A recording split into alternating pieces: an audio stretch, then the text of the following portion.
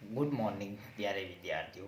आज हम BCom part second में जो अपना सेकंड भाग है उसमें भारत में बैंकिंग विधि एवं व्यवहार में जो अभी तक अपन ने पढ़ा है, जो रिजर्व बैंक के और अन्य बैंकों के क्या क्या कार्य हैं इनकी जानकारी, तो उससे आगे हम आज अध्ययन करेंगे कि जो भारत में बैंकिंग विधान बनाया गया है उसकी आवश्यकता के प्रमुख कारण क्या क्या थे, क्यों यह विधान बनाया गया है और इसके पीछे सरकार की क्या मंशा रही है कि ऐसा विधान बनाने से या बैंकिंग नियमों में इस प्रकार समय समय पर संशोधन करने से जो भारत में लोगों में बैंकों के प्रति जो विश्वास है या बैंकिंग में जो समन्वय या विकास हो सकता है वह किस प्रकार से हो सकता है। तो इसके लिए उन्होंने एक बैंकिंग विधान बनाया है जिसको अपन बैंकिंग अधिनियम कहते हैं।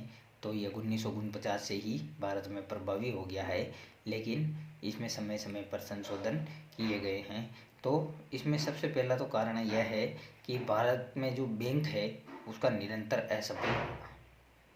जब सरकार ने केंद्रीय रिजर्व बैंक की स्थापना की उससे पहले तक भारत में बैंकों की जो असफलता है वह जगजाहिर होती थी, क्योंकि लोगों का बैंकों में विश्वास कम था और लोगों के पास इतना पैसा भी नहीं था। तो लोग बैंकों में पैसा कम जमा करवाते थे और बैंकों के पास अगर थोड़ा बहुत पैसा आता तो भी उसमें जो लोगों की जो काम करने वाले कर्मचारी है उनकी तनख्वाह चुकाने में ही पूरा हो जाता था।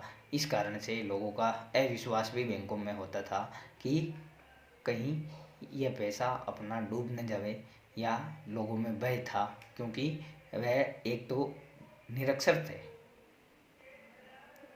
दूसरा कारण वह इस प्रकार से समझ नहीं पाते थे कि ये क्या चीज़ है और इसमें अगर पैसा अपन रखेंगे तो उसकी जो सुरक्षा है उसकी जवाबदारी कौन लेगा, और अगर पैसा अपना वापस प्राप्त नहीं हुआ तो वह क्या करेंगे। इस कारण से लोग या तो सोने चांदी में विश्वास ज़्यादा करते थे या फिर उसको महाजन या साहूकार को देना चाहते थे। तो इस तरीके से उस पर उनको न तो ब्याज मिलता था, लेकिन वह बैंकों के प्रति आश्वस्त नहीं होने के कारण से भी वह बैंकों में पैसा नहीं रख सकते थे, इसलिए बैंक निरंतर असफल हो जाते थे। बैंकिंग सुविधाओं का असंतुलित विकास। बैंकों में जो अनेक प्रकार की सुविधाएं होती है, जैसे लोगों के जमा धन की सुरक्षा करना, लोगों के जो लोगों के जो गहने हैं सोने चांदी है उन सब की जो सुरक्षा करना है, उसके लिए बैंकों के प्रति उनमें विश्वास नहीं होना। इसके अलावा बैंकों का बार बार असफल होना, यह भी उनका असंतुलित विकास का प्रमुख कारण था।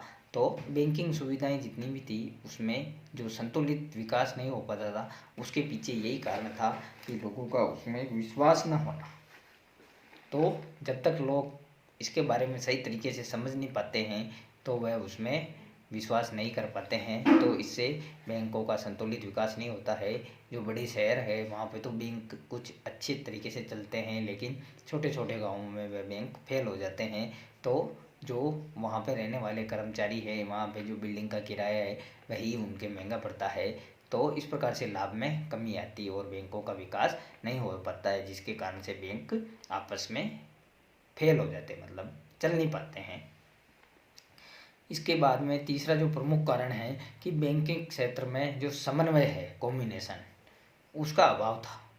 क्योंकि जब उस समय बैंकों के ज़्यादा ब्रांचें नहीं थी, बड़े बड़े शहरों में ही बैंकों की ज़्यादा ब्रांचें होती थी, तो उनके बीच में आपस में किसी प्रकार का कॉम्बिनेशन नहीं होता था। अपना बैंक ही अपने बैंक का ही पैसा चुकाता था, अन्य बैंकों का पैसा वह नहीं चुका पाता था, किसी प्रकार का उसमें कॉम्बिनेशन नहीं होता था। आज के ज़माने में तो हम देखते हैं एक बैंक दूसरे बैंक के जितने भी चेक है उनको क्लियर करने का कार्य करता है। उसके अलावा बैंकिंग सुविधाएं हैं, आप दूसरे बैंक का पैसा दूसरे बैंक के एटीएम से या नेट बैंकिंग के माध्यम से या अन्य तरीक़ों से निकलवा सकते हैं, उसका भुगतान कर सकते हैं। तो इस प्रकार का समन्वय और कॉम्बिनेशन पहले नहीं था, जिसके कारण से भी भारत में जो बैंकिंग नियम बनाया गया वो पूर्ण तरीके से उस समय सक्सेस नहीं हुआ। लेकिन सरकार द्वारा इसमें संशोधन करते हुए इसको बहुत परिवर्तित किया, जिसके कारण से धीरे धीरे इसमें काफ़ी मात्रा में सुधार हो रहा है। तो उस समय इसमें कॉम्बिनेशन और बैंकों में समन्वय का अभाव होने। इसके अलावा जो अगला टॉपिक है संगठित मुद्रा बाजार का अभाव।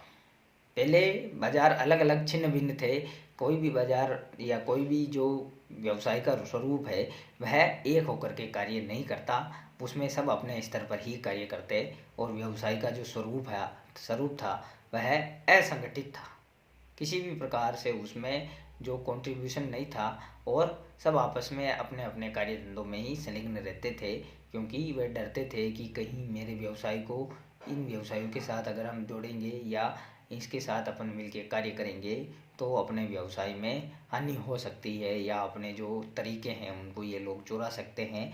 तो ऐसा कॉम्बिनेशन नहीं होने के कारण से या इनमें संगठन नहीं होने के कारण से जो बैंकिंग क्षेत्र है वह गति नहीं पकड़ पाया, क्योंकि एक व्यवसाय दूसरे व्यवसाय के परस्पर हितार्थ कार्य करता है और उससे जुड़ा हुआ होता है, लेकिन वह लोग जो पुराने ज़माने में लोग थे या पहले जो इसके बारे में नहीं समझते थे ऐसा सोचते थे और उसमें आपसी सहयोग नहीं कर पाते थे।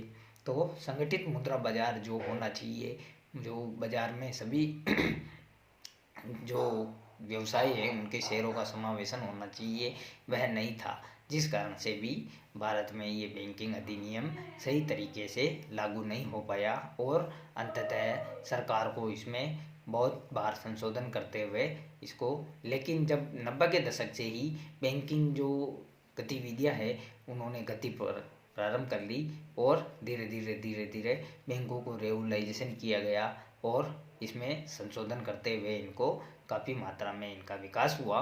तो आज की तारीख में जो व्यक्ति की आर्थिक निर्भरता है वह पूर्ण रूप से बैंकों के माध्यम से होती है कि कोई भी लेन देन है, कोई भी कार्य है तो उनको समय समय पर लोन देने का कार्य, उनको समय समय पर उनकी किस्तें चुकाने का कार्य, ये सभी बैंक करता है एजेंसी के माध्यम से या अपने तरीके से कार्य करके। इसके अलावा एक जो कारण और था वह बैंकिंग विधान की जो आवश्यकता का कारण था वह है कि मौद्रिक एवं साख नीतियों को सफल बनाना।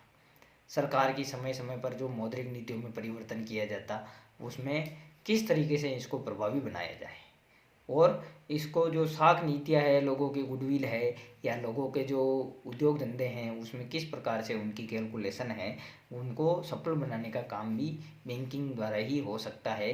तो इसके लिए सरकार ने एक निश्चित विधान बना करके धीरे धीरे लोगों को इसके प्रति सावचेत किया और समझाते हुए कि बैंक के माध्यम से ही आप अपनी गुडविल बना सकते हो और आपकी गुडविल के कारण ही आपको बाज़ार में इतना पैसा उधार मिल सकता है। तो धीरे धीरे सरकार ने इन लोगों को जागरूक करते हुए बैंकिंग विधान को सशक्त एवं मजबूत बनाने की ओर प्रयास किया, जिसके कारण से धीरे धीरे लोग समझते हुए बैंकों पर निर्भर होते गए और आज वर्तमान में यह स्थिति है बैंकिंग विधान के कारण से कि लोग बिना बैंक के कोई कार्य ही नहीं करना चाहते हैं। सारा लेन देन, सारा कार्य बैंकों के माध्यम से ही होता है। तो बैंकिंग विधान की आवश्यकता के कारण ही लोगों में जागरूकता आई है। तो ये बैंकिंग विधान इस कारण से काफ़ी तीव्र मात्रा में आगे बढ़ा है और लोगों को इससे काफ़ी मात्रा में फ़ायदा भी मिला है। तो बैंकिंग विधान की आवश्यकता इन कारणों से हुई है। आज के लिए इतना ही, कल नेक्स्ट बिंदु के साथ अपन वापस मिलेंगे। Thank you.